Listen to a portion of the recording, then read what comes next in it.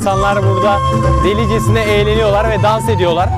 İnanılmaz bir salon. Gerçekten böyle sanki 1970'lerden, 1980'lerden 50 lira, 67 lira, 70 lira. Arkamızda görmüş olduğunuz sembol Rusya-Osmanlı Savaşı'nda Rusya'nın zaferini. Dün de yaşadım. Bir anda aracın içindeyken durdu.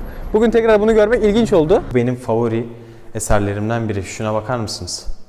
Şu arkamda görmüş olduğunuz. Kendisinin kılıcı şu anda Topkapı Sarayı'nda müzede sergilemiş olduğunuz gibi. Koca trafik şu anda yaya geçidinde ben olduğum için dur. O da bu arkadaşlar.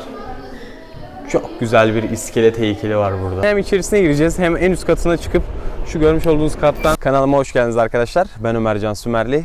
Uzun bir aradan sonra sizlere bir gezi videosu çekmek adına kamera karşısında sizlerle birlikteyim. Şu anda Moldova'nın başkenti Kişinev'deyim. Burada bir Erasmus projesi, bir gönüllülük projesi kapsamında yaklaşık bir aydır yaşıyorum. Yaşayacağım bir aylık bir süre boyunca buradayım. Arkamda görmüş olduğunuz binada kalıyorum. Bu nedenle videoyu buradan başlatmak istedim. Hemen bu binanın karşısında da çok meşhur bir park olan Dendarium Parkı var. Bugün sizlere Kişinev'de gezilebilecek yerleri, müzeleri, parkları, yani görebileceğiniz tüm güzel mekanları göstermeye çalışacağım. Hadi o zaman ilk hedefimiz olan Valea Morilor Parkı'na doğru yola çıkalım.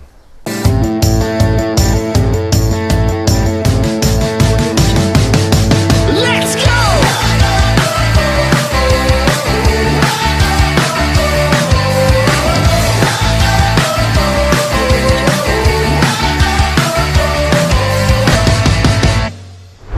Kalmış olduğum binayı da tekrardan sizlere göstermek istiyorum. Ben bu binanın ikinci katında kalıyorum. Oldukça eski bir bina. Buradaki çoğu yapı, Moldova'nın Kişinev'in başkentindeki çoğu yapı Sovyetlerden kalma ve eski binalardan oluşuyor. İçleri de eski aynı şekilde ama gerçekten sağlam yapılar. Onca zamandır ayakta duran yapılar. Burası da bir öğrenci kampüsü arkadaşlar. Burası genelde böyle apart tarzı bir şey ya da bekar insanların kaldığı bir yer. Söylediklerine göre, ben fiyatını şu anda bilmiyorum. Benim projem karşılıyor konaklama masraflarımı. Bununla ilgili detayları sonra ayrı bir video atacağım ama fiyatlarını söylediklerine göre öğrenci arkadaşlar bir dönem için 5000 lei, yani 5000 lira, buranın lirasını düşünün. 5000 lei veriyorlar. Bu şekilde bir yerde kalıyorum. Şimdi yolumuza devam edelim.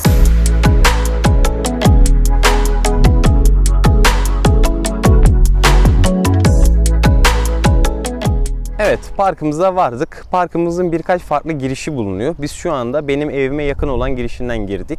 Burası ayrıca aşağıda görmüş olduğunuz gibi sahte bir plajın yerleştirildiği küçük bir plaj yapılmış burada. Ve daha çok böyle oturulacak alanların olduğu. Arkada görmüş olduğunuz devasa bir sandalye var. Şuradaki sandalyeden bahsediyorum. Ondan sonra orada yine kafeler vesaire var. Burası daha çok böyle oturmak isteyenlerin, biraz daha zengin kesime hitap etmeye çalışan bir alan. Arkamda kocaman bir göl var görmüş olduğunuz gibi. Bu göl yapay bir göl arkadaşlar ve şurada kurulan sistem ile temizleniyor. Buradaki gölden arkadaşlar biz şu tarafa doğru gideceğiz. Şu tarafta The Museum of Kishinev, yani Kishinev Müzesi var orada.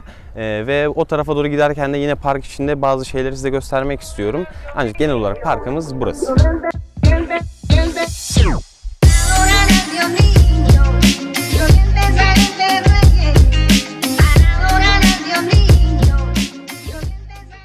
Şimdi ben bu Küçük Prens heykelini ilk aradığımda bayağı aramış, hatta yanından geçip bulamamıştım. Çünkü çok küçük bir yere yapmışlar. Şu görmüş olduğunuz demirliklerin, korkulukların kafasının bir tanesini Küçük Prens heykeli için yapmışlar. Hatta başka bir sefer geldiğimde de parkın öbür tarafında orada ise Küçük Prens'in gülünü arkadaşlar yine bu şekilde heykel olarak koymuşlar. Güzel bir şey olmuş. Yani hiç tabela vesaire falan da yok. Yani yürürken gözünüze çarpması gereken bir şey. Bu nedenle benim çok hoşuma gitti. Hatta şu an geldik. Yanındayız. Sizlere şimdi onu göstereyim. Normalde yürüye yürüye geldiğinizde full bu demir parmaklıkların başlıkları bu şekilde. Ancak şuraya doğru geldiğinizde Küçük Prens'i görebilirsiniz. Bunu görmek için tabii biraz dikkatli olmak gerekiyor. Şu şekilde küçük bir heykel gerçekten. Belki de böyle nereden baksanız bir 10 santimlik bir heykel. Ancak ben çok güzel düşünülerek yapıldığını ve gerçekten ortama hoş bir hava kattığını söylemekteyim. Arkasında göl manzarası olan şu Küçük Prens'i görmek istiyorsanız dikkatli bir şekilde bu taraftan geçmeniz lazım. Bu park içerisinde görmeniz gereken en önemli yer belki de bu merdiven ve bu merdiven boyunca uzanan çeşmeler, yapılar, heykeller diye diyebilirim. Ayrıca merdivenin en sonunda yine çok güzel bir yapı var. Şu görmüş olduğunuz yapı. Birazdan oraya da gideceğiz. O yapının da arkasında bir duvar var. Boydan boya duvarın üzerine çok güzel çizimler, resimler, boyalar bulunuyor. Burayı mutlaka görmeniz gerekiyor.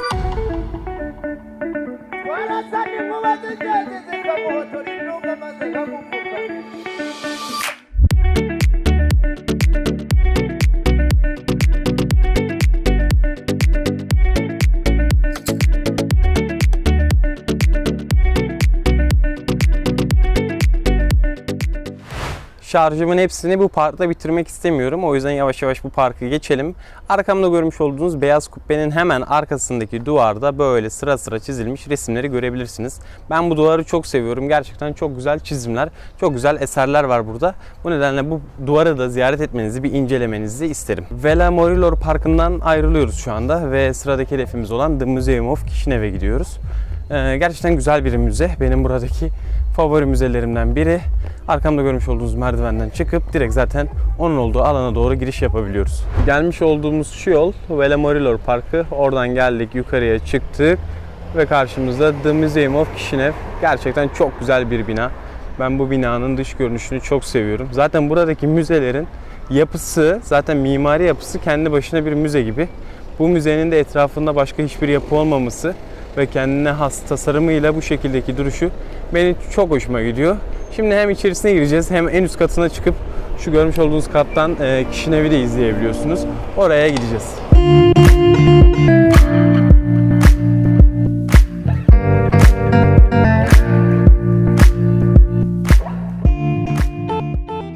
Müzeye giriş yaptım. Hatta müzeye bugün giriş yapan ilk kişiyim. Müze kapalıydı geldiğimde, 5 dakika sonra falan açıldı. Şimdi müzenin mantığı şu, kat kat oluşuyor ve şöyle her katta bazı eserler var. Bu eserleri inceleyebilirsiniz. En sonunda da zaten şehri görebileceğiniz açık bir terası, balkonu olan bir alan mevcut. Şimdi ben ilk kattayım ve burada yangın merdiveni yapmışlar. Hemen onu da size göstereyim. Şurada şöyle bir yangın merdiveni var. Bu yangın merdiveninden döne döne üst katlara doğru gidebiliyorsunuz. Şimdi size buradan bazı işlerden görüntüler göstereyim. En üst katta da tekrar görüşürüz.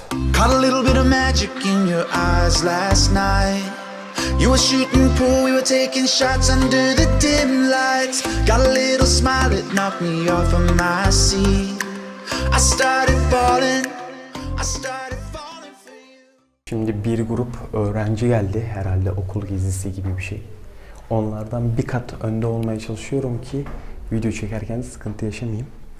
Merdiven de bu şekilde. Merdivenden bu şekilde çıkıyoruz. Biraz zor.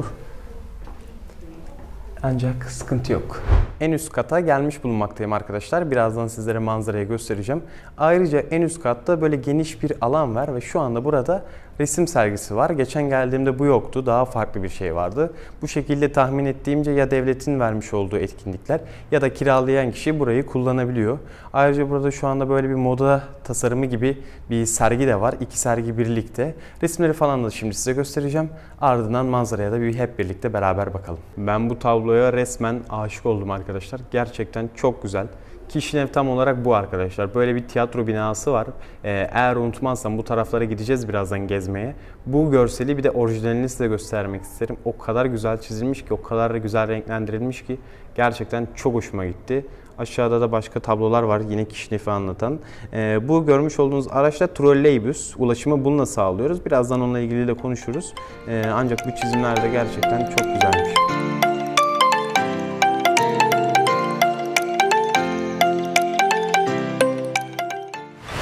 Buradaki hanımefendi de görmüş olduğunuz müzenin bir halısını yapmaya çalışıyor arkadaşlar. Bir kilimini yapmaya çalışıyor. Burada kendi elleriyle tane tane dokuyor. En son geldiğimde en altındaydı. Neredeyse 1-2 hafta geçti. Hala buralarda gerçekten yavaş yavaş emek dokuyor. Çok güzel bir şey çıkacaktır tahmin ediyorum sonuna geldiğinde. Burada bu hanımefendiyi de belki de sizler bitmiş halini bu halının görebilirsiniz. Evet, şu anda en üst kata, teras katına çıkmış bulunmaktayım. Çok güzel bir manzara var karşımda. Birazdan size onları göstereceğim. Ancak genel olarak da müze gerçekten çok hoştu. Müzenin giriş ücreti sadece 10 lei. Eğer fotoğraf makinesiyle fotoğraf çekecekseniz ekstra bir ücret de ödemeniz gerekiyor. Ancak telefon ile çekim yapacağınız zaman herhangi bir ücret ödemek zorunda değilsiniz. Yanlış değilsem fotoğraf makinesiyle çekeceğiniz zaman 20 lei daha vermeniz gerekiyor. Emin değilim o konuda. Şimdi sizlere de bu güzel manzarayı göstermek isterim.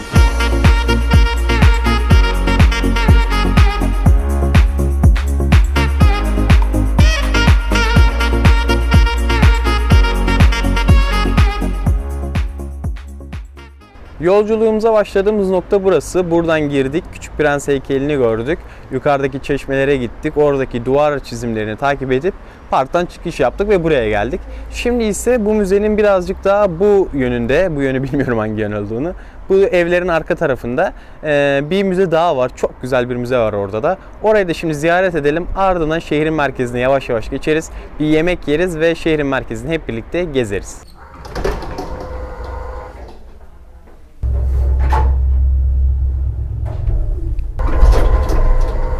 Az önce görmüş olduğunuz gibi asansörle aşağı iniş yaptım. Aslında müzenin içinde eski bir asansör de var. Tarihi bir asansör.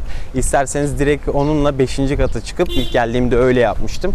Oradan ine inmiştim aşağıya doğru merdivenlerden. Siz de dilerseniz ilk 5. kat asansörle çıkıp ondan sonra yavaş yavaş inebilirsiniz. Evet, müzemize gelmiş bulunmaktayız. Arkamda görmüş olduğunuz binanın ismi National Ethnography and Natural History. Yani kısacası Ulusal Etnografi ve Doğa Tarihi Müzesi. Gerçekten çok güzel doğal eserler var. Gerçekten görülecek çok güzel hayvanlar, dondurulmuş hayvanlar, kabukları vesaire çok güzel yapılar bulunuyor. Şimdi sizlerle birlikte hep birlikte bir içeriye göz atalım. Cümle kurmayı unuttum anasını satayım.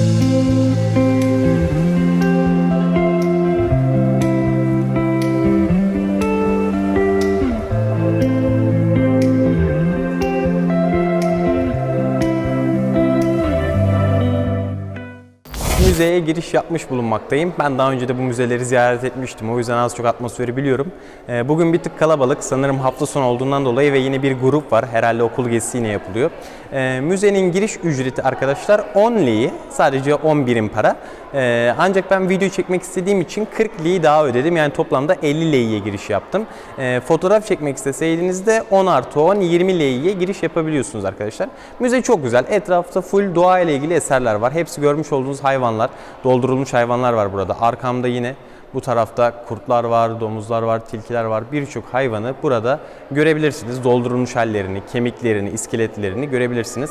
Ayrıca yine burada kıyafetler, kilimler, halılar, ne bileyim bu tip kültürünü anlatan, Moldova'nın, Kişinev'in kültürünü anlatan yapılar da görebilirsiniz. Biraz daha birlikte hadi inceleyelim bakalım. Burada görmüş olduğunuz gibi birçok kuş türü var. Buraya kuşlara özel bir alan yapmışlar. Benim inanılmaz hoşuma gitti gerçekten. Hatta şöyle biraz daha yakınlaştırırsam detaylı göstereyim. Yani tüm kuş türleri için yuvalarıyla birlikte. Bunlar bu arada gerçek arkadaşlar. Bu kuşların hepsi gerçek. Doldurulmuş hayvanlar. Gerekli işlemlerden geçip buraya konulmuş hayvanlar.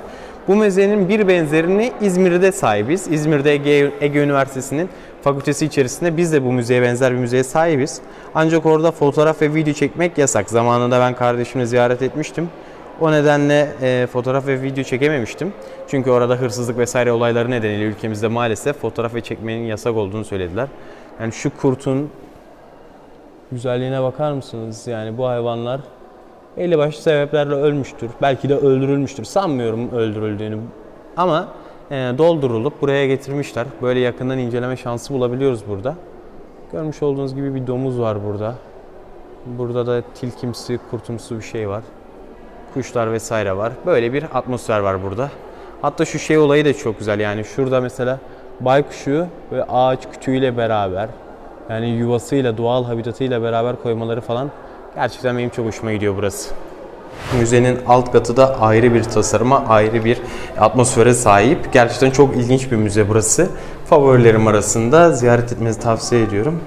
Ve şöyle girdiğimiz zaman burada bizi taş duvarlardan yapılma koridorlar karşılıyor. Şu anda burada öğrenciler de eğitimlerine devam ediyor. Şu müzede, şu odada çok güzel bir şey var arkadaşlar. Hiçbir şey. Çünkü bu oda değilmiş. Karıştırdım. Bahsettiğim odayı buldum. Oda bu arkadaşlar. Çok güzel bir iskelet heykeli var burada. Bir file, bir mamut gibi bir file ait. Şöyle göstereyim. Orijinal resmi burada var.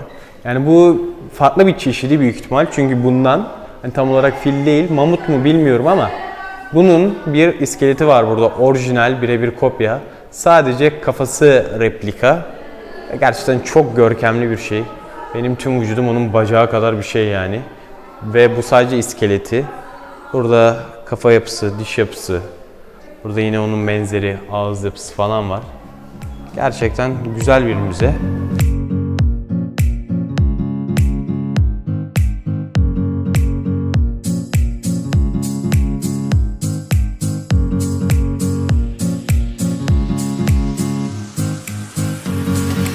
İki müze gezdik. Bir The Museum of Kishinev yani Kishinev Müzesi ve az önce gezmiş olduğumuz müzede Etnografi ve Doğa Tarihi Müzesi. İkisi de birbirinden güzel müze ve benim favori müzelerim arasında yer alıyor. Şimdi şehir merkezine gidelim. Şehir merkezinde Kishinev'in meşhur noktaları yani internette Kishinev yazdığınızda karşınıza çıkan birkaç yapı var. Bunları görelim. Ancak ondan önce ben gerçekten acıktım. Bence şu anda gidip bir Endis Pizza'ya uğramamız gerekiyor. Burada benim yemek yediğim birkaç restoran var. Onların başında da Endis Pizza geliyor.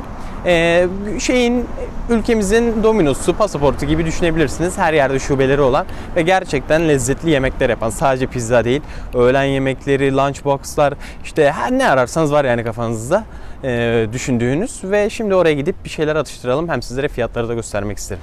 Şimdi sizlere yaya geçidinin bir dekordan çok daha fazlası olduğunu göstermek istiyorum. Akışkan bir trafik bu. Görmüş olduğunuz gibi bu bayağı akan bir trafik. Ancak tüm araçlar durdu. Ben de koşayım. Meşgul etmeyelim onları. Görmüş olduğunuz gibi burada insanlar yaya geçidini yayalar için kullanıyor. Telefonun çok sallandığının farkındayım ancak yapacak bir şey yok. Kamera ekipmanlarım Türkiye'de kaldı ve cep telefonuyla çekmeye çalışıyorum. Mikrofonu da ofisten yürüttüm ve o bile emanet yani bari dedim ses güzel olsun daha önemli görüntüden. Şu anda Moldova'nın ana caddelerinden birindeyiz. Bu cadde bizim tüm merkeze giden yollarımızdan biri. Şu an arkamda görmüş olduğunuz yapıda Moldova yazıyor çimenlerden. Bu da adamların şeyi gibi bir şey. Parlamentosu gibi bir şey. Bu bina Parlamentul Republiki Moldova yazıyor. Aynen parlamento binası. Bunun önündeki çimen çok güzel. O nedenle buraları da göstermek istedim. O Moldova yazısı falan. Seviyorum bu sokakları da. Arkamda görmüş olduğunuz bina, şu büyük bina. Gösterebilirsem şu büyük bina arkadaşlar. Bu binada bir televizyon kanalının yanlış değilsem. Pardon özür dilerim. Bu bina şeydi. Başkana ait yani başkanın sarayı. Ancak Moldova'nın başkanı hatta yanlış değilsem kadındı bu kişi ve kendi evinde kalıyor. Kendi ucuz bir evde kalıyor. Burayı da başka amaçlar için vermişti birine. Öyle bir hikaye duymuştum. Yani bizler saraylar yaparken adamlar var olan saraylarını başka gönüllü hizmetlerine adayıp kendileri bir evde kalıyor. Bunu anlatmışlardı bana. Şimdi hatırladım. Şu an yanımda da çok güzel bir tiyatro binası var. Hemen şurada şöyle gösterebilirsem şuradaki bina Tiyatrol and Opera Maria Maria ismini şu an hatırlamıyorum. Daha dün gittim. İnanılmaz bir yer gerçekten. Şimdi onun yanına yaklaşalım. Bir daha sizlere göstereyim. Bahsetmiş olduğum salon arkamda görmüş olduğunuz salon arkadaşlar. İsmi de Teatro Nacional de Opera y Ballet Maria Biașu. İnanılmaz bir salon. Gerçekten böyle sanki 1970'lerden, 1980'lerden kalkıp günümüze gelmiş. Öyle güzellikte. Ahşap sandalyeler, dekorlar, perdeler hepsi böyle retro ve vintage dediğimiz tarzda. İnanılmaz hoşuma gitti. Dün burada bir oyun seyretme şansı elde etmiştim. Ve bir gün yolunuz buraya düşerse Kishinev'e mutlaka arkadaşlar bu insanların tiyatrolarına katılın. Her yerde böyle antik tiyatro salonları var. Ve bu tiyatro salonları gerçekten çok iyi. Gerçekten çok güzel. Yani zaten salonların kendisi adeta bir oyun, adeta bir performans sergiliyorlar. Burada da klasik o şeylerden biri var. I Love Kishinev yazısı yani onun sembolü var. I Kalp Kishinev. Onun önüne de fotoğraf çekinebilirsiniz. Hemen zaten az önce bahsetmiş olduğum Cumhurbaşkanı Sarayı'nın önünde kalıyor bu binada. Eski ve hala kullanılan aktif bir şekilde çok güzel bir bina. Gözüme çarpmışken bir şeyden daha bahsetmek istiyorum. Şu görmüş olduğunuz alan. Yani şu Tiyatrol Gastronomik isimli restoranın yanındaki. Burası neresi oluyor? Az önce göstermiş olduğum tiyatro binasının karşısında oluyor. Bu alanda ayda 1-2 gün, benim geldiğim ilk günlerdeydi. O zaman videom var, Instagram'da falan paylaşmıştım. Burada hanım eller, el yapımı işlerin satıldığı, el işlerinin satıldığı bir festival gibi bir şey oluyor. Her ay 2 gün oluyormuş bu. Onun yeri de burası. Eğer bir gün buranın önünden geçerken burada böyle çadırlar madırlar görürseniz girin içerisine. Arkası falan böyle bir boş bir alan. Orada birçok güzel şey görebilirsiniz arkadaşlar. Hemen şu an üzerinde bulunduğum yoldan da bahsetmek istiyorum. Hani dedik ya, burada yaya geçidi, trafik vesaire her şeyin bir kuralı var. Ona göre gidiyorlar. Şu görmüş olduğunuz farklı tondaki alan. Mesela bu yol yayaların. Kocaman geniş bir kaldırımları var. Her yer böyle arkadaşlar. Çoğu yer böyle. Ve burasının görmüş olduğunuz farklı kırmızı pembe tonlarındaki şu alan, burası da bisiklet ve elektrikli skuterlar için. Yayalar burada yürümüyor arkadaşlar. Bu yol üzerinde yayalar genelde yürümüyor.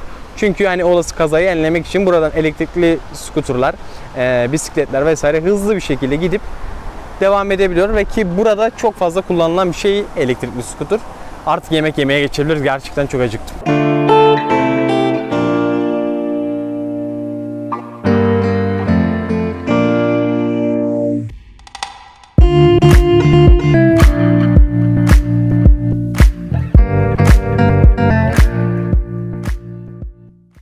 Umarım sesimi duyabiliyorsunuzdur. Gerçekten yüksek bir müzik ve kalabalık şu anda burası. Bahsetmiş olduğum restoran bu. Endüs restoran. Şimdi sizlere biraz menüdeki fiyatları da göstermek istiyorum hem bu sayede. Mesela sabah kahvaltı yapmak istesiniz. Burada görmüş olduğunuz omlet 85 lira mesela. Sandviç vesaire burada var 80 lira kahvaltı için. Ondan sonra atıştırmalık şeyler isterseniz burada depuy, yani depuy chicken oluyor arkadaşlar. Tavuk oluyor arkadaşlar ve burada insanlar çoğu yemeğinde domuz eti kullanıyor. Eğer bu konuda hassasiyetiniz varsa benim gibi mutlaka sormanızı tavsiye ederim.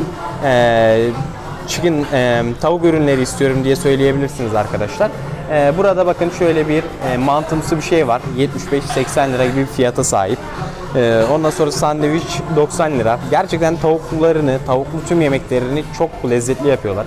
Mesela burası salata kısmı. Ben bu salatayı mesela daha önce çok severek yemiştim. Salata su rullato de puy. 100 lei arkadaşlar bu da. Yani fiyatlar bence makul fiyatlar. Çok böyle pahalı değil. Burası bir düşük seviyenin üstü, yükseğin altı. Yani orta segmentte bir restoran. Çorba fiyatlarına bakacak olursak 50 lira, 67 lira, 70 lira. 60 lira. Bu çorbayı mesela ben hiç denemedim. Bunu denemek istiyorum bir ara. 67 lira. Ekmeğin içerisinde geliyor. Tavuklu bir şey bu. Bizim tavuk çorbasına benziyor açıkçası ama. Ve pizzalara geldik. Pizzalar genelde arkadaşlar domuzlu. O nedenle sormanızı tavsiye ediyorum. Açıklamalarında yazıyor ama Romence olduğu için anlamak zor. Birini çağırıp yardım isterseniz daha güzel olur.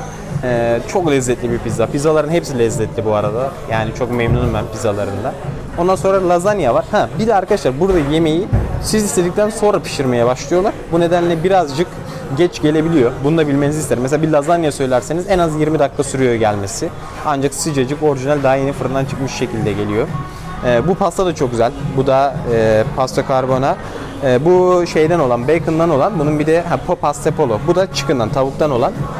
Bunu da yiyebilirsiniz. Çok lezzetli. Yine orijinal. Yeni açıyorlar.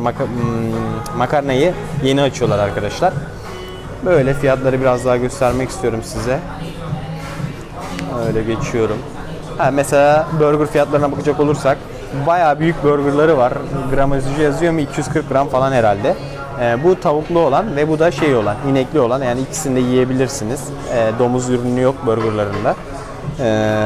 Sonra tatlılarda fiyatlar bu şekilde. İnceleyebilirsiniz. İçecekler bu şekilde. Burada içecekler bir tık pahalı. Klasik restoran mantığı, yani içecekten para kazanıyorlar genelde. Bu şekilde bir menü var arkadaşlar. Şimdi ben de ne yiyeceğime karar vereyim ve telefonu şarja takacağım sonra. Pizzam geldi arkadaşlar. Görmüş olduğunuz pizzayı sipariş ettim ben. İsmi Rancho. Tavuklu, mantarlı, biberli, peynirli güzel bir pizza. Sıcacık sıcacık geldi. Servisi de bu şekilde kendi pizza tabağıyla geliyor. Bir de yanında Pepsi istedim. Ve bir de çatallıkla tabak getiriyorlar. Yani buradan alıp oraya koyup yiyebilmem için. Şimdi tadına bir bakacağım. Gerçekten çok leziz gözüküyor. Bunu da göstermek istedim.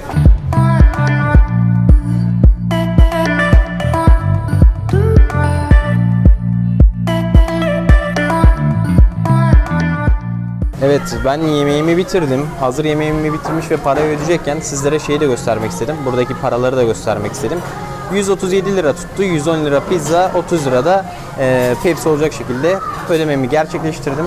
Bunların şu şekilde bozuk paraları var arkadaşlar. Bozuk paraları arasında 2, 5, 10 leyleri bile var. Yani 10 liraları dahi bozuk para, madeni para olarak verebiliyorsunuz. Ondan sonra kağıt olarak 1 leyilleri var, 10 leyilleri var. 5 de var da 5 bende yok şu an. 20 leyilleri var. Bu 50 leyi, bu 200, bu 500.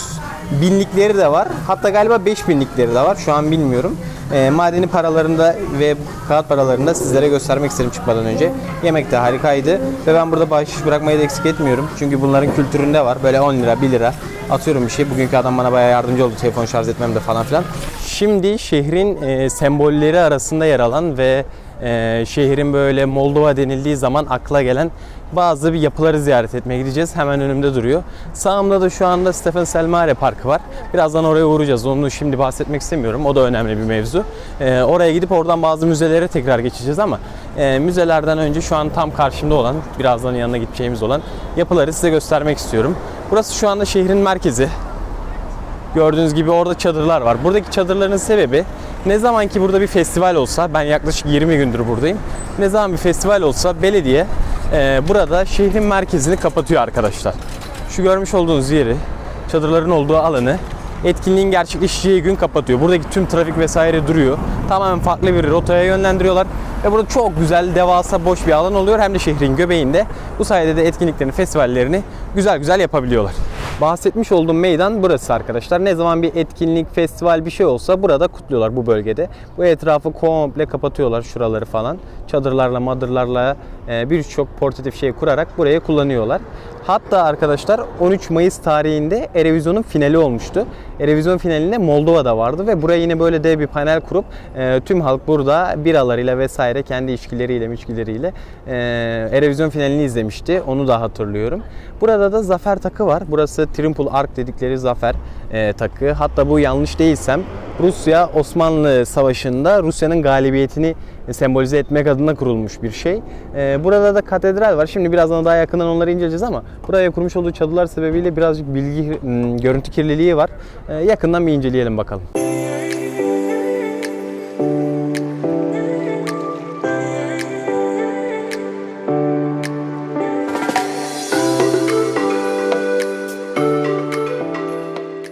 Tekrardan bahsedecek olursak arkamızda görmüş olduğunuz sembol Rusya-Osmanlı Savaşı'nda Rusya'nın zaferini kutlamak amacıyla yapılmış bir anıt. Bu sembole kutsal kapı da diyorlar. Kutsal kapı demelerinin bir sebebi de arkamda görmüş olduğunuz devasa katedralin yakınında bulunması. Oraya da gideceğiz birazdan. Orayı da size anlatacağım. Bunun bir başka diğer olayı da zamanında Osmanlı'dan ele geçirilen bakırlarla bunun için devasa bir çan yapılıyor. Ancak çan çok büyük olduğu için kullanmaktan vazgeçiyorlar. 1840'lı yıllarda yapılıyor. Şu anda aklımda tutabildiğim bilgiler bunlar. Çünkü telefondan çekim yapıyorum. Normalde telefondan okuyup kameradan çekim yapabiliyordum. Aktarabileceklerim burada. Burada da çok güzel fotoğraflar çekilebilirsiniz. Benim size tavsiye edeceğim açı şuradan genelde insanlar çekiliyor. O yanlış. Direkt benim bu şekilde katedrale doğru yüzünüzü dönüp çekeceğiniz açı çok daha güzel olacaktır. Ve asıl güzel yer olan ise şu tarafta görmüş olduğunuz yer bir merdiven. Birazdan oradan da size görüntü atarım. O merdiveni oraya oturup bir açıyla da yine çok güzel bir şekilde bu anıtı fotoğraflayabilirsiniz. Hadi oralara bir gidelim.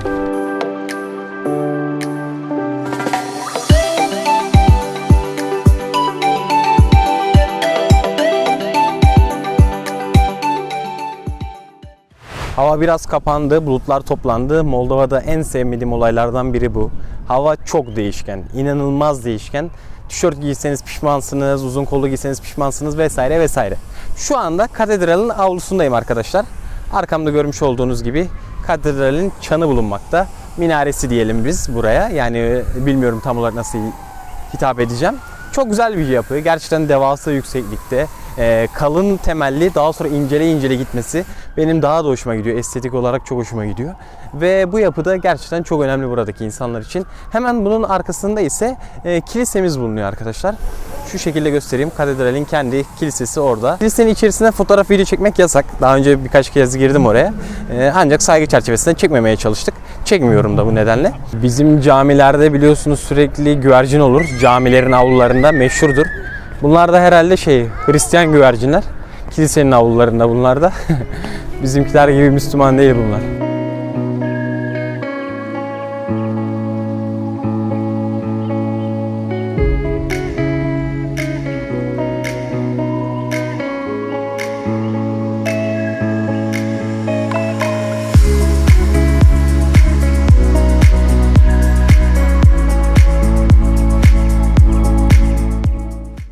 Dediğim gibi normalde katedralde görüntü almak yasak. Vallahi baktım içeride bir şeyler oluyor. Hani ayin mayin. Herkesin elinde telefon, video var. Dedim ben de alayım. Hazır almışken de görüntüleri paylaşırım artık. Sonlara doğru biri geldi, uyardı beni hatta, ama anladığım kadarıyla vaftiz baba muhabbeti var ya. Çünkü küçük bir çocuk vardı. Bir adamın elinde. Papazlar da çocuğa dualar falan okuyordu. Anladığım kadarıyla o olaydı, vaftiz adama olayı mı diyeyim, ne diyeyim artık. Ama ben de birkaç görüntü aldım. Adam dedi tamam hadi onları kullan dedi. Sonra da dışarı çıktım ben de daha fazla rahatsızlık vermemek adına. İyi oldu, en azından içeriği de sizlere göstermiş oldum. Şimdi ileride çok güzel bir kafe var. Bu kafe Bonjour Cafe. Her yerde bu kafeden görebilirsiniz. Bonjour Cafe, Coffee Like and Malt Selling kafeleri var. Bu kafeler arkadaşlar gerçekten küçük ve uygun fiyatlar. Mesela Türkiye'de görsen yanına yaklaşmazsın. Dersin ki ya bu böyle bir meydanda pahalıdır dersin, kazıktır dersin. Ama genel fiyat olarak fiyatları hepsi aynı zaten. Çok bir fiyat farkı da yok. Şimdi size o kafeyi göstermek istiyorum. Benim favorim bir aşağıda. Orada birkaç arkadaşla tanıştığım için Coffee Like'dan ben alıyorum. Oraya da gidip bir kahve alırız şimdi. Hem fiyatları da gösteririz. Şimdi size kafeyi göstereyim.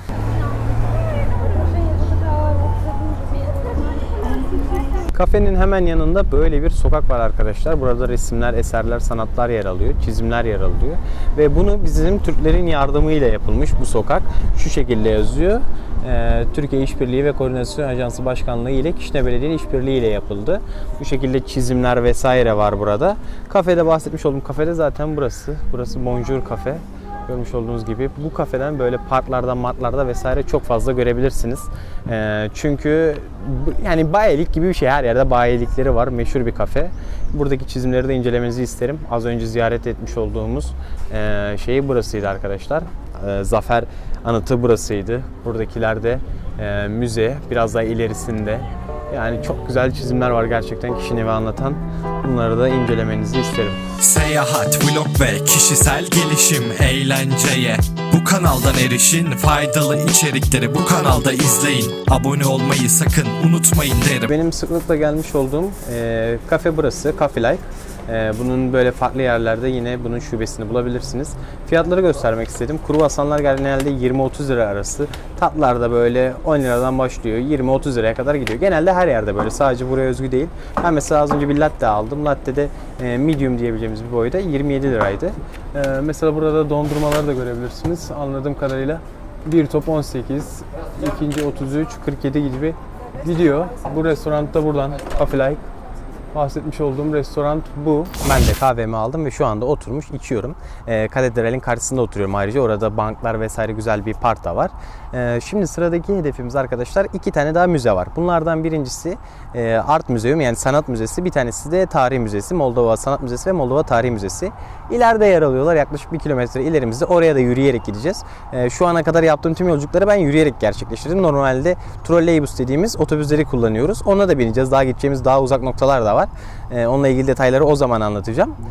Ancak şunu söylemek istiyorum. Şimdi bugüne kadar paylaşmış olduğum yerleri günübirlik şu anda girip çıkıyoruz. Normalde ben bunlara her birine bir günümü ayırdım. Ve hepsi için detaylı Instagram'da video yaptım. Her gün bir video paylaşıyorum Instagram'da Moldova'da olduğum süre boyunca. Onları da görmek isterseniz Motive Mühendis Instagram hesabıma bakabilirsiniz zaten. Şimdi hafiften kalkalım ve Sanat Müzesi'ne doğru yola çıkalım. Sanat Müzesi'ne doğru giderken bu Molsel'in kahve dükkanı gözüme çarptı. Bunun karşısında da hemen Andy'nin kahve dükkanı var. Az önce yemek yediğimiz yer. Size bahsettiğim gibi Moldova'da bu şekilde bir sürü küçük kahve dükkanları görebilirsiniz. Ancak asıl bahsetmek istediğim şey Molsel arkadaşlar bir operatör, sim sağlayıcısı. Eğer Kişinev'e geldiğinizde sim kartı, internet ihtiyacınız varsa 2 tane firma ben biliyorum. Bunlardan birincisi Molsel, ikincisi de Orange. Ben kendi simimi Orange marka aldım. Orange servis sağlayıcısından aldım. İlk aldığımda yanlış değilsem 40 liraya simi aldım. Daha sonra bu numaranın içerisine 100 liralık daha yükleme yaptığımda 15 günlük 100 GB internet hediyesi geldi. Bu benim şimdilik işime yarıyor. Yani çok pahalı değil burada sim almaya kalkışırsanız. 40 liraya falan 20 GB'lık paketlerden alabiliyorsunuz. İyi yani fiyatlar. Şimdi çok ilginç bir olaya şahitlik ediyoruz arkadaşlar. Bu durumu yaşamak bir yandan adamlar için kötü oldu ama benim size anlatmam için iyi oldu. Bu görmüş olduğunuz araç trolleybus arkadaşlar. Arkasında da var. Bunlar trolleybuslar. Bunlar yukarıdaki sisteme temas etmeleri gerekiyor ve şöyle bir kabloları çıkıyor arkasından. Yukarıdaki elektrikli tellere temas etmesi gerekiyor. Arada bir rota kaçtığı zaman bu direkler, teller düşüyor. Bunun telleri mesela bu yolu dönerken bilmem ne yetişmiyor. Yetişmediği zaman çıkıyor. Buna dün de yaşadım. Bir anda aracın içindeyken durdu. Bugün tekrar bunu görmek ilginç oldu. Aracı şu anda ittirerek hareket ettirmeye çalışıyorlar ama zor gibi yani. Kimsenin de inip yardım ettiği yok. Böyle bir ortam var şu anda.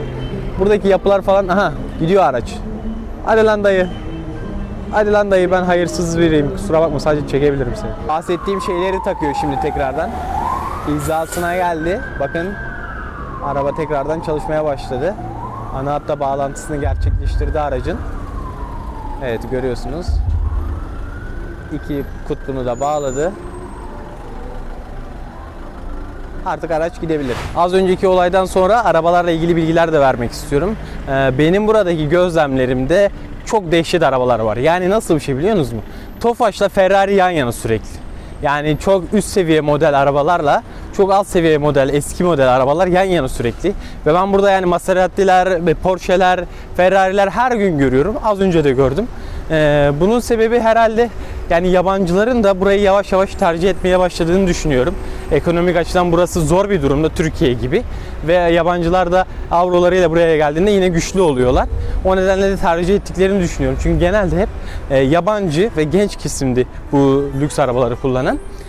Onun dışında bir de arkadaşlar ben SUV model dediğimiz, yani daha böyle Jeep tarzı dediğimiz 4x4 tarzı arabaları seviyorum. Ve burada çok farklı, çok orijinal modeller ve renkler gördüm. Yani Türkiye'de bu modeller, bu renklerin satışı yok biliyorum. Hatta bazı markalar bile yok. Ancak inanılmaz güzellikte SUV modeller gördüm. Hatta karavan içinde, van life içinde inanılmaz yine hoş arabalar vardı. Çok tatlı karavan yapılabilecek araçlar vardı. Araçlar hakkında da bunları belirtmek istedim. Arkamda görmüş olduğunuz bina Moldova Sanat Müzesi. Gerçekten çok güzel, eski bir binanın içerisi yine çok güzel bir şekilde rezerve ederek bir müze haline getirmişler. İçerisindeki işlemeler vesaire de çok güzel, çok orijinal. Birazdan içerisine zaten gireceğiz. Ancak bununla birlikte şu gözüme çarptı arkadaşlar. Buradaki yollara falan baktığınız zaman sürekli ben geldiğim günden beri bir tadilat görüyorum. Herhalde bilmiyorum. Ukrayna Savaşı'ndan sonra vesaire bir yatırım falan mı aldı Avrupa Birliği'nden? Çünkü Moldova'ya, Ukraynalıdakiler, gençlerin, insanların çoğu Moldova'ya geldi yaşamaya. Belki diyorum acaba bir yatırım falan mı aldı da? Çünkü her yerde tadilat var. Her yer inşaat halinde. O şekilde bir düşünceye de kapıldım. Bunu da sizlerle paylaşmak istedim. Şimdi müzenin içerisine geçebiliriz.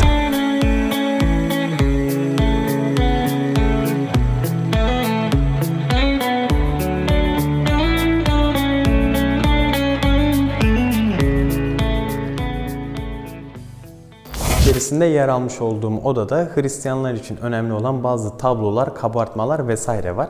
Benim bunlar arasında en çok dikkatimi çeken bilgi tarihleri. 1800'lerden daha öncesinden, hatta bazıları çok çok daha eskiye dayanan tablolara yer alıyor ve günümüze kadar çok güzel bir şekilde korunarak gelmişler. Örnek veriyorum, şu an arkamda görmüş olduğunuz bunun dışındaki bu çerçeve altın kaplama, ince bir altın dokusuna kaplanmış bir şekilde ve 1841 yılına aitmiş. 1841 yılından beri burada duruyor. Şu an mesela arkamda görmüş olduğunuz bu tabelada 1813, 1813 yanındaki de. Mesela biraz daha ilerleyeyim. Şu arkamdakileri gösteririm sonra da. Mesela şu masa çok hoş değil mi? Yani şu masanın işlemelerini vesaire belki yakından yine size gösteririm. Ve bu masada ta 1808'den kalma. Yani üstüne İncil konulup okunuyor. Öyle bir şey bu. Çok eski tarihler. Yani 1800 dediğin şey bizim eserlerimizin haline bakınca bir insan yine düşünüyor her zamanki gibi. Bu benim favori eserlerimden biri. Şuna bakar mısınız? Şu arkamda görmüş olduğunuz, bunu detay çekimde de vereceğim mutlaka. Ve bu görmüş olduğunuz şey arkadaşlar 15, 16, 17, 18. 18. yüzyıldan kalma. Roma rakamıyla yazmışlar, ondan öyle saydım. 18. yüzyıldan kalma ve çok güzel bir şekilde günümüze kadar ulaşmış. İnanılmazlar gerçekten. Çok hoş.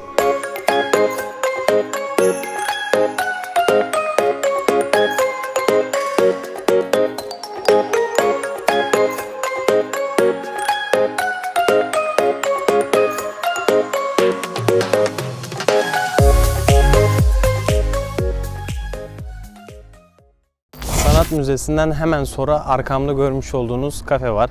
Çok güzel bir kafe, insanların sevdiği popüler bir kafe ve gerçekten de ortam vesaire güzel. Ben daha önce hiçbir şey yemedim orada ama biliyorum yani, buradan çok geçtim önünden. Müzikleri olsun, atmosferi olsun gerçekten güzel. Bu kafeden hemen sonra da bir diğer müzemiz olan Tarih Müzesi var. Moldova Tarih Müzesi var, Ulusal Tarih Müzesi var. Ancak o müzenin içerisine girmeyi düşünmüyorum. Geçen sefer girmiştim ve çok da böyle ilgi çekici bir şey yok sizlere göstermek için. Sadece müzeyi dışarıdan göstermek istiyorum. Yani ilgi çekici yok derken çok güzel yine savaşlardan olsun, işte kültürden olsun, birçok yerden yine eserler var. Ancak benim favorilerim arasında değil. Daha farklı yerler göstermeyi planlıyorum. Birazcık şimdi şehrin merkezinden dışarı doğru gideceğiz. O nedenle burada fazla vakit kaybetmeyelim. Hem şarjımız azaldı hem de yeterince buraları gösterdiğimizi düşünüyorum. Zaten müzemize de geldik. Görmüş olduğunuz müze Moldova Tarih Müzesi. Bunun da giriş ücreti 10 liraydı yanlış hatırlamıyorsam. Fotoğraf çekme ücreti için vesaire fazladan yine para vermeniz gerekiyor. Dışarıdan birkaç tane görüntü alıp bitirelim bunu da.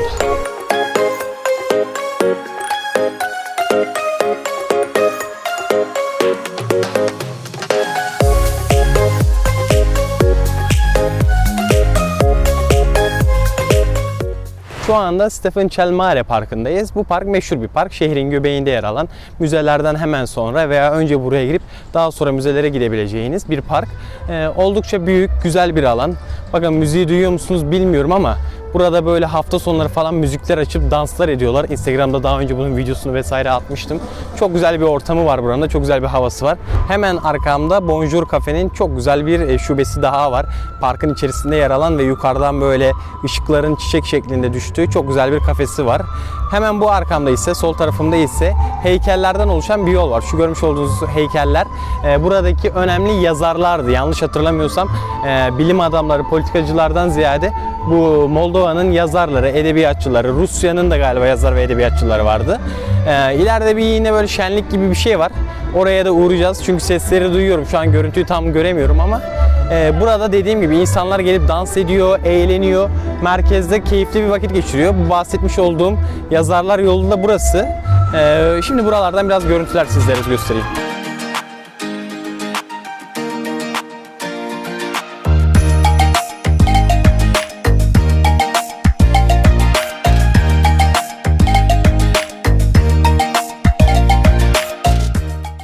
Bahsetmiş olduğum meydana geldik. Şu anda insanlar burada delicesine eğleniyorlar ve dans ediyorlar.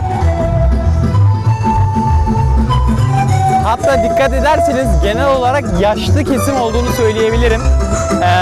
İnanılmaz eğlenceli figürler sergiliyorlar şu anda burada. Her zaman yapıyorlar bunu. Her hafta sonu falan yapıyorlar. Orada bir müzik sistemi var. Oradan müziği açıp bu dansı yapıyorlar. Şimdi biraz onları izleyelim.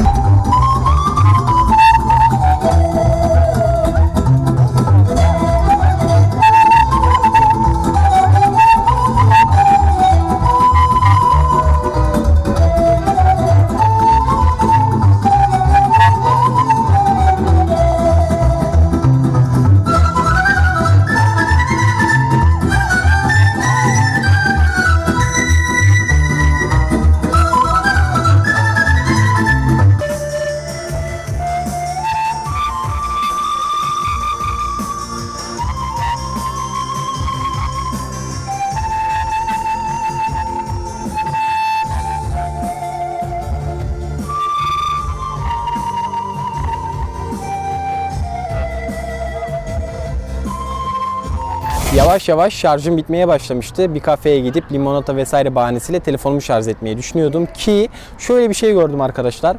Zeminde şu anda bu Stefan Cel Parkı'nda bankların arkalarına birer birer şeyler koymuşlar. Prizler koymuşlar. Açık havada gelip telefonunuzu şarj edebilirsiniz. Çünkü şeyden gördüm. Burada bir çift laptoplarını vesaire getirip çalışıyorlardı. Açık havada böyle bir çalışma şansları vardı. Çok hoşuma gitti. Böyle etrafa koymuşlar bankların altına. Çok güzel düşünülmüş bir olay gerçekten. Yani laptopumu alıp burada da montaj vesaire işleri için artık gelme ihtimalim olduğunu düşünüyorum. Şimdi sizlere Stephen Selmare'nin heykelini göstereceğim. O heykeli de gördükten sonra yeni bir kiliseye gideceğiz. Görmenizi istediğim bir kilise. O da önemli. O da güzel bir mekana sahip. Şimdi heykelin oraya gidelim. Arkamda görmüş olduğunuz heykel Stephen Selmare'ye ait olan heykel. Kendisi Moldovalılar için gerçekten önemli olan bir prens. 1400'lü yıllarda, 1500'lü yıllarda yaşamış olan ve Osmanlı'ya karşı savaşmış bir prens. Hatta kendisinin kılıcı şu anda Topkapı Sarayı'nda müzede sergileniyor. Yanlış bilmiyorsam. Stephen Selmare'nin bir sözü var. Zamanında savaşta Osmanlı'ya karşı birçok kez girişimlerde bulunuyor ve alamayınca vergi vererek Osmanlı himayesi altında yaşamayı kabul ediyor. Şu manada bir şey söylüyor. Vergi vererek Osmanlı himayesi altına girdikten sonra Türkler merhametlidir. Türkler sizlere zarar vermez. Barışçıl insanlardır. Verginizi verin ve onlarla uyum içerisinde yaşayın tarzı bir şey söylüyor. Moldovalılar için gerçekten önemli bir insan. Birçok yerde, sokaklarda vesaire kendisinin ismini görebilirsiniz. Bu da bizim şu anda şehir merkezinde ziyaret edeceğimiz son noktaydı.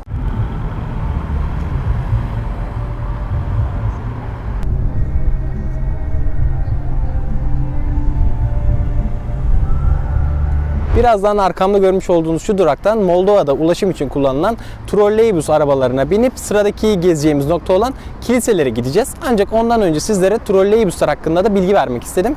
Burada trolleybüslere binmek için arkadaşlar şu kartlardan ya olması gerekiyor. Görmüş olduğunuz gibi bu, şöyle göstereyim hatta. Mayıs 2023 boyunca kullanılan, geçerli olan abonelik sistemi. Bu kartı gösterdiğim zaman herhangi bir ücret ödememe gerek kalmıyor. İşin çok ilginç olan kısmı bu kart sadece bir kağıt parçası. Yani herhangi bir NFC özelliği vesaire yok. Buradaki trolleybüslerdeki ücret ödemeleri şu şekilde oluyor. İnanılmaz öncelikle kalabalık oluyor genelde trolleybüsler. Şehir genelde toplu taşımayı kullanıyor. Ve içerisinde bir kadın her durakta ileri geri giderek görevli bir kadın elindeki fatura kesme aletiyle sizlere bilet satıyor.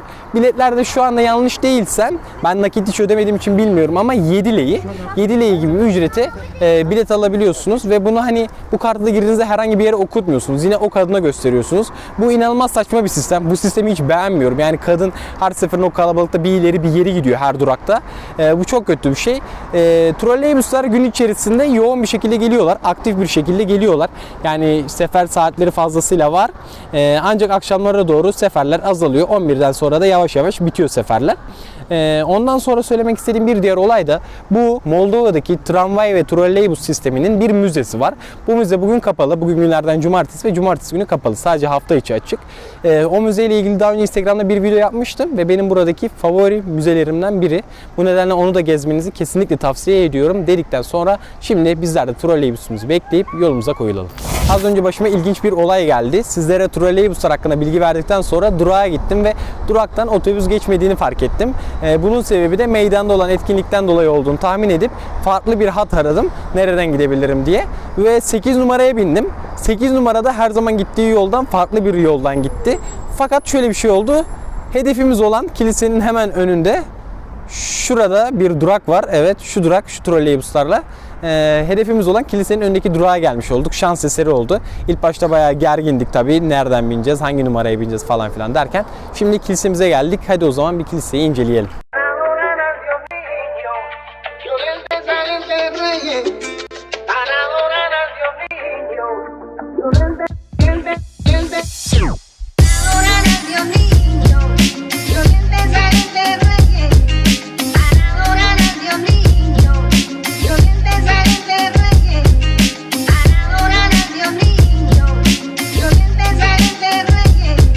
Bir iki tane fotoğraf çektikten sonra yine bir uyarı aldım fotoğraf çekilmeyeceğine dair. Ben de daha fazla rahatsızlık vermemek adına ayrılıyorum buradan. Normalde yasak değildi. Bence hala yasak değil ama sonuçta bir ibadethane ve şu an aktif bayağı insanlar gelip gidiyor. O nedenle daha fazla rahatsızlık vermemek adına buradan da çıkışımızı yapıyoruz. Güzel bir kilise. Hani buraya o gelip de böyle kilise tarzı mimariler de ziyaret etmek istiyorsanız ilk olarak merkezdeki o katedral, o gerçekten çok güzel. İkinci olarak da ben burayı seviyorum mimari olarak, renkleri olarak. Burayı da görebilirsiniz. Arkamda görmüş olduğunuz AVM Moldova'nın en büyük AVM'lerinden biri. İçerisine girmeyeceğiz maalesef çünkü girmek istemiyorum. Daha geçtiğimiz günlerde girdik ve Instagram'da fiyatlarla ilgili de bir video yaptım. Oradan göz atabilirsiniz. YouTube için de ayrıca marketti, teknolojiydi, bu tip fiyatların ne kadar olduğunu da üşenmezsem başka bir gün video çekmeyi düşünüyorum. Biz şu anda Moldova Park'ın, yani bu arkamda görmüş olduğunuz parkın karşı tarafında, karşı bölgesinde yer alan bir Rose Valley isimli bir parka gideceğiz. Çok güzel bir park. Burası da kendine ait gölü olan, aktiviteleri olan, sincapların vesaire içerisinde yer aldığı çok güzel bir park. Sadece söylemek istediğim şey, arkamda görmüş olduğunuz AVM Moldova'nın en popüler AVM'lerinden biri. Göstermek istediğim bir başka şey de burada böyle bazı pasajlar var. Alt geçitler ve İstanbul'da yazıyor bunlar da. Bunlar da yine Türkiye'nin işbirlikleriyle yapılmış olan pasajlar. Şu an bu Moldova'nın karşısındaki alt geçitte böyle. Burada İstanbul'a dair eserler bulabilirsiniz. Göstermiş olduğunuz gibi. İşte burada bizim The Blue Mosque yazıyor. İşte ne bileyim, burada başka Ortaköy vesaire İstanbul'u tanıtan güzel fotoğraflarla karşılaşabilirsiniz. Ayrıca burada mutlaka genelde şarkı çalan birileri de oluyor. Onları da dinleyebilirsiniz. Burası tanıtım amaçlı, turistik amaçlı Türkiye ile işbirliği yapılan, büyük ihtimal yine TİKA'nın gerçekleştirmiş olduğu bir köprü. Geçen sefer bu parka giderken kaybolmuştum. Daha doğrusu şu an bir hastane avlusunun içerisindeyiz. Ve buralarda kaybolup bir şekilde parkı bulmuştum. Google Maps buralarda diyor ama burası yanlış. Yani biliyorum yanlış olduğunu. Yine sordum birkaç kişiye. Yani bana dediler ki yine bu hastane içinden gitmen gerekiyor. Öyleyse biz de yine gideceğiz. Yapacak bir şey yok. Geçen sefer kaybolduğum çok komikti. Arkada böyle yıkık dökük fabrikalar vesaire, hastanenin böyle eski yapıları, binaları vardı. Ve bir anda önlüklü insanlar falan çıkmaya başladı o yıkık dökük şeyden, yapılardan. Soru da sormak istemiyorum. Böyle organ mafyası falan filan şehrin ortasında. O yüzden hiç sesimi çıkarmadan bir o yana gittim, bir bu yana gittim. Buldum parkı. Yine oralardan geçiyoruz. Hatırlıyorum, şurada bir kapı vardı, güvenlikçi. Hatta adam büyük ihtimal beni gördüğünde diyecek ki ya ben sana demedim mi burası değil diye. Yapacak bir şey yok dayı. Beni onlar yine buraya yönlendirdi. Yani Google Maps de buraya dedi. Senin vatandaşın da buraya dedi. Yapacak bir şey yok. Benim suçum yok yani. Geçen sefer girdiğim hastane kapısının oradaki güvenlikçi bugün farklıydı ve kapıyı açmadı.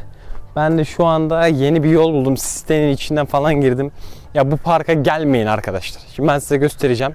Güzel bir park ama gelmeyin buraya. Yani nerede bu park? Girişi nereden ben çözemedim gitti ya. Çok ilginç gerçekten. Çok ilginç. Şu an ormanda ilerliyorum. Buralarda bir yerde de. Seyahat, vlog ve kişisel gelişim, eğlenceye bu kanaldan erişin. Faydalı içerikleri bu kanalda izleyin. Abone olmayı sakın unutmayın derim. Seyahat, vlog ve kişisel gelişim, eğlenceye bu kanaldan erişin. Buranın atmosferini şu şekilde anlatabilirim. Etrafta sincaplar koşuşturuyor, bir o yana bir bu yana. Birbirinden cins, birbirinden özel türde köpekleri insanlar gezdiriyor. Aileleriyle beraber yürüyüş yapıyor. Koşu yapan insan çok, bisiklet süren insan çok. Gerçekten hem sporsal anlamda hem de sosyal olarak zaman harcayabilecekleri çok güzel bir park. Ortasında büyük bir göl var şurada, daha önce de gördüğünüz gibi. O gölün üstünde yapay teknelerle beraber yolculuklar yapabiliyorsunuz. Ondan sonra zeplin var. Zipline Türkçesini unuttum. Yaklaşık 100 metre falan diyorlar. Ve 100 lei ücreti bir tur orman içinden başlıyor. Gölün üzerinden geçip gidiyor. O şekilde bir tur da atabilirsiniz. Fotoğraflar çektirebilirsiniz. Yeşil yürüyüş yapabilirsiniz. Sincapları görebilirsiniz. En çok onu seviyorum. Bugün de gördüm ama yakalayamadım çok güzel videoya. Daha önce geldiğimde daha çok görmüştüm. Onun dışında pek de bir şey yok. Yani büyük bir park. Zaman harcayabileceğiniz, oturabileceğiniz, dinlenebileceğiniz bir park. Rose Valley Parkı'ndan az önce çıkışımı yaptım ve sıradaki hedefimiz olan Memorial anıtına doğru yola koyuldum. Burayı şey gibi düşünebilirsiniz. Bizim Çanakkale şehitliğimiz gibi düşünebilirsiniz. Burada Moldovalılar 2. Dünya Savaşı'nda kaybettiği askerlerini anmak adına bir şehitlik yapmışlar. Ben burayı 9 Mayıs tarihinde ziyaret etmiştim. 9 Mayıs bu günü, yani 9 Mayıs 1945'i andıkları, zaferi andıkları bir gün ve gerçekten çok etkilenmiştim. Bununla ilgili yine Instagram'da bir videom da var. Şimdi 20 numaralı trolleybüsümüz ile Memorial'a doğru yola çıkıyoruz. Yaya geçidi olayını bir kez daha göstermek istiyorum. Bakın şimdi bu yol gerçekten çok aktif olan, 2 gidişli, 2 dönüşlü olmak üzere 4 şeritli bir yol. Şu anda ışık mışık yok. Sadece yaya geçidi tabelası ve yaya geçidi var. Şimdi yaya geçidine kendimi atmaya başladım arkadaşlar. Hemen araçlar durdu. Devam ediyorum. Koca yol. Görmüş olduğunuz gibi koca trafik. Şu anda yaya geçidinde ben olduğum için durdu. Yani inanılmaz bir medeniyet seviyesi. Gerçekten inanılmaz bir medeniyet seviyesi.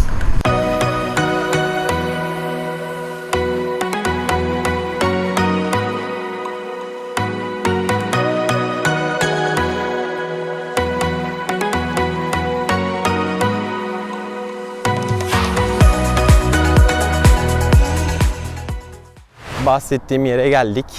Şimdi bu yer iki kısımdan oluşuyor. Bir mezarlık kısmı, bir de anıt kısmı, şehitlik kısmı. Şu an arkamda görmüş olduğunuz kısım mezarlık kısmı. Görebileceğiniz üzere. Burada birbirinden farklı kişilerin birbirinden farklı mezarları yer alıyor. Hemen önümde ise, şimdi gidiyoruz zaten oraya doğru. Önümde ise buranın sembolik anıtları ve heykellerinin yer aldığı kısım başlıyor. Asıl memorial dedikleri yer burası. Dediğim gibi ben 9 Mayıs'ta geldiğimde burası fulldü. Yani buralarda böyle şenlik gibi ama hüzünlü, yani bir ağıt şenliği vardı. Şu an görebileceğiniz üzere şu kısımda sembolik şehitlikler, isimleri yazıyor. Önünde bir çan var. O çanı da yine 9 Mayıs günü çalıyorlardı. Çocuklar tek tek çıkıp çalıyordu.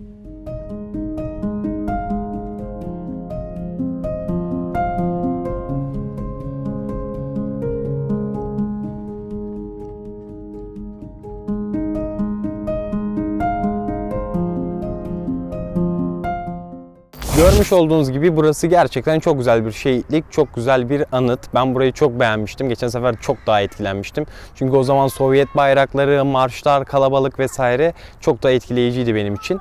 Burayı da görmenizi isterim. Burası da gerçekten güzel bir anıt, güzel bir ortam, güzel bir park. Ziyaret ettiğiniz zaman kişinin evi bir gün, mesela önceliklerinizin arasında koyabilirsiniz bence. Şehir merkezinden de çok uzak değil. Biz bugün yolu çok uzattık ve ben de gerçekten çok yoruldum. Hafif hafif zaten şimdi Dendarium Park'a geçip belki de son bir iki şey atıştırıp eve geçeceğiz ve videoyu bitireceğiz. Şimdi buradan da ayrılıp Dendarium Park'a doğru yola çıkıyoruz. Sabah ilk ziyaret ettiğimiz müze olan The Museum of Kishinev'de hatırlıyorsanız bir çizim vardı ve size demiştim ki burayı size göstereceğim. Sırf o yüzden yönümü değiştirdim ve buraya geldim. Sabah çizimde görmüş olduğunuz yer burası. Burası da bir tiyatro binası. Kishinev'de bir sürü böyle tiyatro binası var. Ve o çizimde de çok güzel yansıtılmıştı. Tam bu ışıkta, kırmızı ışıkta arabalar duruyor ve o çizimdekine benzer bir görüntü oluşuyor. Onu da sizlere göstermek istedim.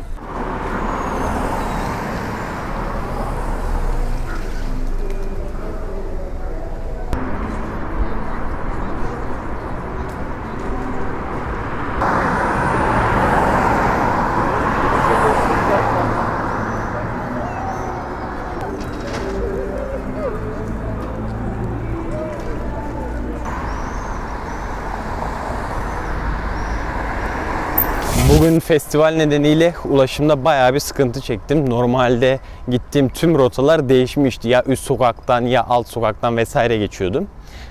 Dendarium Park'a gideceğiz demiştik ama Dendarium benim bildiğim 18-19 gibi kapanıyor. Ve bizim şu anda saatimiz 19'u da geçti yanlış değilsem.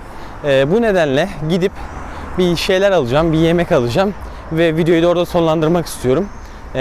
Suriyeli dediğim bir restoran vardı ya, size Suriyelilerin çalıştırdığı. Oraya gitmek istiyorum. Hem onu da size göstermek istiyorum. Bahsetmiş olduğum kebapçı arkamda görmüş olduğunuz Testi Kebap. Dendarium Park'ın ana giriş kapısına giden yolda en başta, yolun en başında, sokağın en başında yer alıyor. Hem bu kebapçının yerini hem de bugün gezmiş olduğumuz tüm yerlerin konumunu haritalarda bir kayıtlı liste oluşturarak sizlerle beraber yorumlarda paylaşacağım. Google haritaları kullanarak bunların hepsine erişebilirsiniz, konumlarına. Bu videonun da hafiften sonuna gelelim. Eğer videoyu beğendiyseniz like atmayı lütfen unutmayın. Sabah günün ilk saatlerinde yola çıktık ve şu anda saat 20 falan herhalde. Yani yaklaşık bir 12 saattir dışarıdayız. Hepsini ben bir güne sığdırmaya, bir videoya sığdırmaya çalıştım. Aslında bu bahsetmiş olduğum yerleri farklı farklı günlerde gezerek en azından 2 gününüzü, hadi maksimum 3 gününüzü Kishinev'e ayırabilirsiniz. Ben bir güne hepsini sığdırmaya çalıştım ve sığdıramadığım daha yerler de var. Onlardan da favori olarak sevdiğim mekanları da yine haritalara ekleyeceğim. Kanala abone olmayı unutmayın. Bu arada kebabın fiyatını da söyleyeyim aklımdayken. Burada kebap dedikleri şey aslında tavuk döner. Dürüm şeklinde tavuk döner 45 liradan başlıyor. İçindeki gramaja göre 55-60 liraya kadar gidiyor. Kola da 20 lira 30 lira arasında bir fiyatı sahip. 500 milim ile 750 milim gibi bir litreye sahip. Umarım videoyu beğenmişsinizdir. Umarım Kişinev hakkında fikir sahibi olabilmişsinizdir. Instagram'da atmış olduğum günlük videolar çok daha detaylı, açıklamaları çok daha detaylı. Onları da incelemenizi isterim. Sevgiyle kalın, sağlıcakla kalın. ÖCS yani Ömercan Sümerli önerdiği yerleri kesinlikle gezmeli. En büyük değil, en iyi olmak hayali. Koyu sohbetini dinleyen herkes neşeli. ÖCS Van'da, bazen de mağarada. Geziden yoruma, her şey bu kanalda. Bazen otostopla, bazen de arabada. Yeni maceralar için hep yollarda. Videoların samimiyetiyle neşelenir yüreğin. Eminim fark etmeyeceksin nasıl geçtiğini vaktin. Özgürlük yolculuğuna ortak olmak için yeni videoları kesinlikle izleyin. Seyahat, vlog ve kişisel gelişim, eğlenceye bu kanaldan erişin. Faydalı içerikleri bu kanalda izleyin. Abone olmayı sakın unutmayın derim. Seyahat, vlog ve kişisel gelişim, eğlenceye bu kanaldan erişin. Faydalı içerikleri bu kanalda izleyin. Abone olmayı sakın unutmayın derim.